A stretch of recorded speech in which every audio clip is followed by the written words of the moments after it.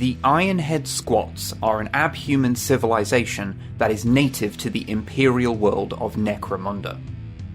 Formerly a Votann league known as the Confederation of Erlish, the original 12 mining clans that would give rise to the Ironhead Squats first settled upon Necromunda in early M31, during a time of great upheaval that would come to be known colloquially as the Lawless Age.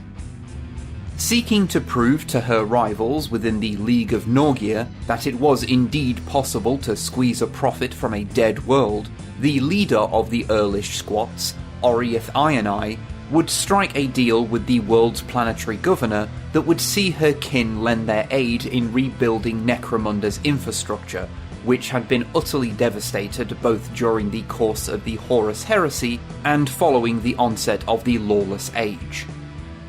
In exchange, the Squats would be granted near-exclusive mining rights to the world's vast mineral wealth.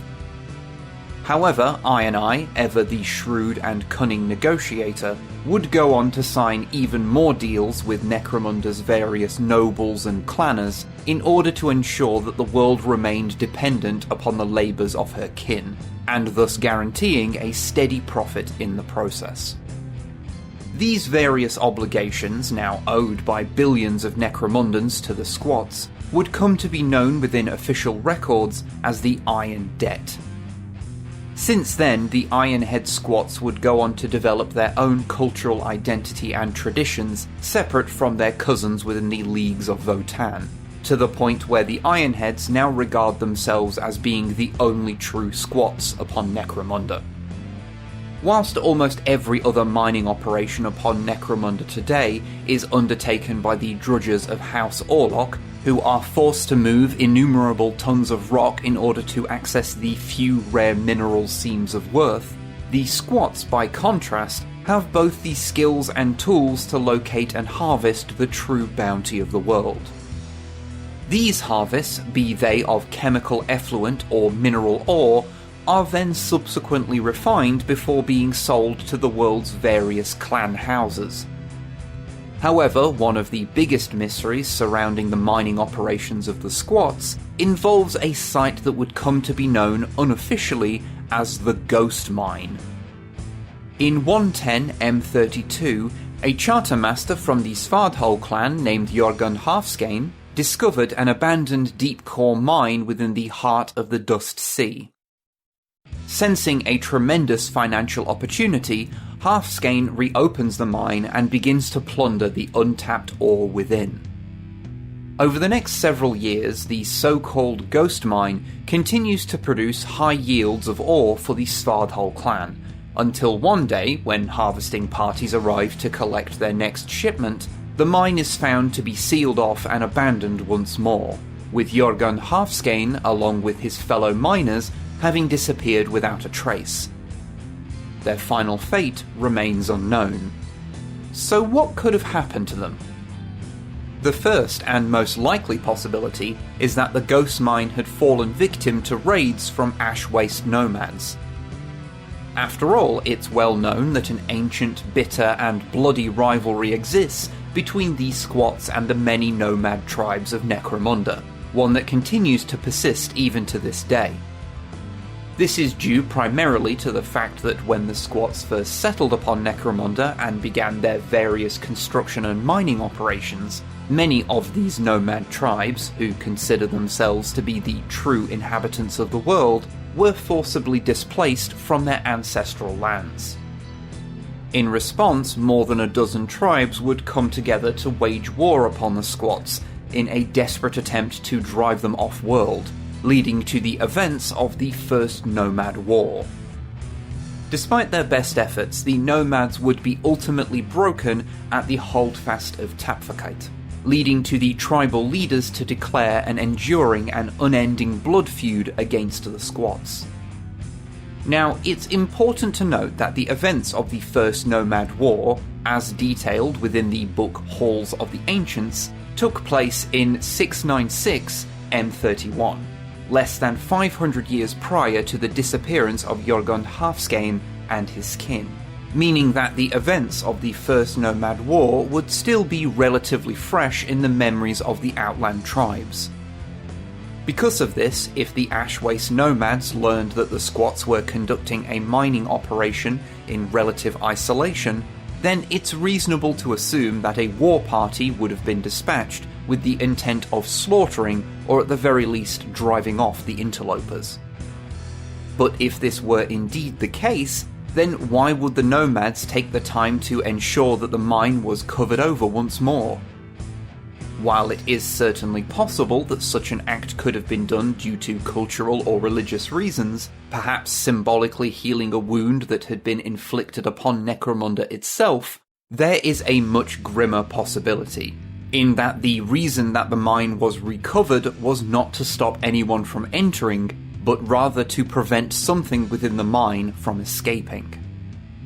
With this in mind, could it be possible that Yorgun Halfskein and his fellow miners had fallen prey to some sort of monstrous creature that calls the ghost mine its home?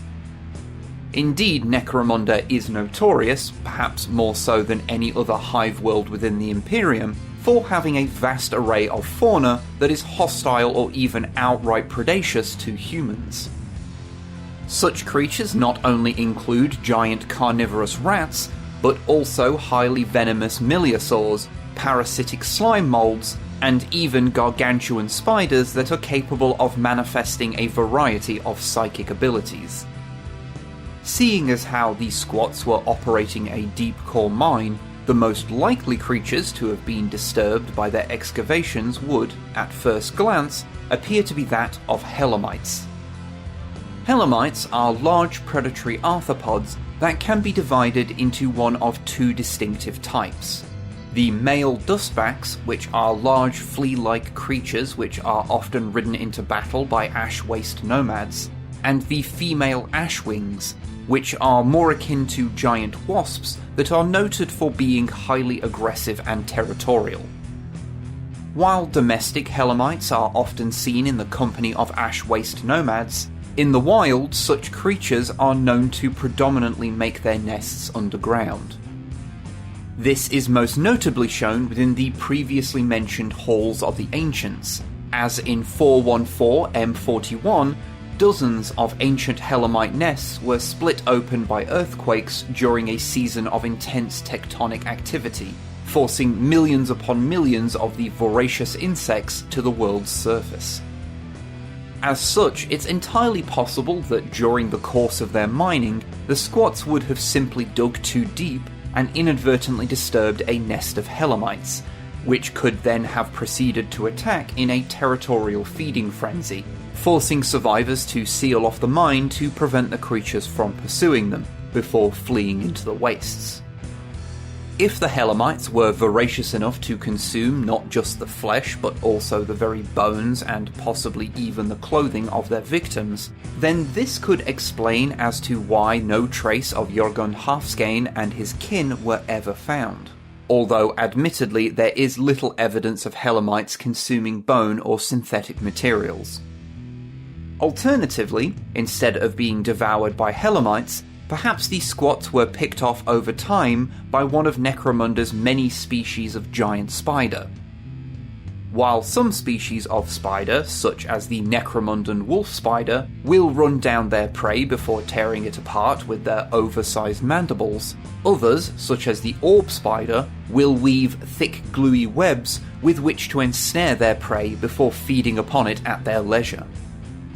Because of how common the varied spiders of Necromunda are, to the point where Astra Militarum regiments recruited from the world are known as the Spiders, it's not unreasonable to assume that there exists a species of spider that combines the hunting technique of both the wolf spider and the orb spider, running down or even ambushing its prey before cocooning it in silk, and subsequently dragging it back to their lair to consume at a later date. If such a creature does indeed exist upon Necromunda, then it's entirely possible that these hypothetical ambush spiders could have picked off each of the squats working the ghost mine before anyone knew what was happening, which would have once again forced any survivors to seal off the entrance to the mine in order to ensure their escape. Ultimately, however, It seems highly unlikely that anyone will ever discern the truth regarding what fate befell Yorgun Halfskein and his kin, save perhaps for any proverbial spirits that dwell within the so-called ghost mine. What do you think? Leave a comment below, and thanks for watching.